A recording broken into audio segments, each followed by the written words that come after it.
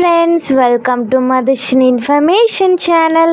இன்றைக்கி குட்டம் ஆனந்தவல்லி அம்மன் கோவிலில் கோவில் கொடைக்கு நம்ம போயிருந்தோம்.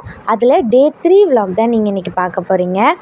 ஸோ மார்னிங் எழுந்திரிச்சோன்னே இந்த மாதிரி நிறைய பேர்ட்ஸ், இந்த மாதிரி நிறைய ட்ரீஸ் இருக்கிறதுனால பேர்ட்ஸ் எல்லாமே அழகழகாக வந்துட்டுருந்துச்சு. ப்ளூ கலரில் அந்த மாதிரி டிஃப்ரெண்ட் டைப்ஸ் ஆஃப் பேர்ட்ஸ்லாம் இருந்துச்சு. அதெல்லாம் பார்த்துட்டு இருந்தேன். அப்புறம் இன்றைக்கி பார்த்திங்கன்னா நம்ம வீட்டில் தான் சமைச்சு சாப்பிட போகிறோம். ஸோ காலையில் ஆச்சி இட்லி அதெல்லாம் சமைச்சிட்டாங்க. அதுக்கப்புறம் மாமி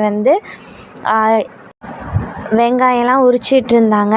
ஸோ அதெல்லாம் அப்படியே பார்த்துட்டு அதுக்கப்புறம் நான் மார்னிங் டிஃபன் சாப்பிட்றதுக்கு முன்னாடியே இந்த ரத்தம்லாம் சமைச்சிருந்தாங்க. இன்றைக்கி 2 days வெஜ்ஜு கோவிலில் சாப்பாடு கொடுத்துருவாங்க.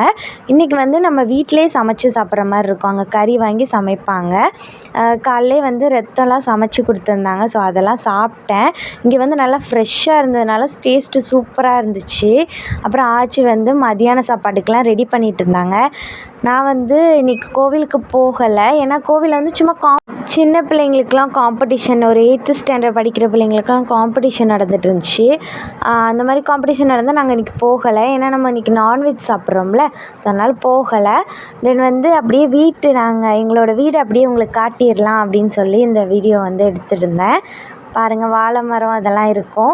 ஸோ அதெல்லாம் பார்த்துட்டு தென் ஊருக்கு வேறு கிளம்பணும். அன்றைக்கி தான் தூத்துக்குடிக்கு கிளம்பணும். மதியானம் சாப்பிட்டுட்டு கிளம்புற மாதிரி இருந்துச்சு.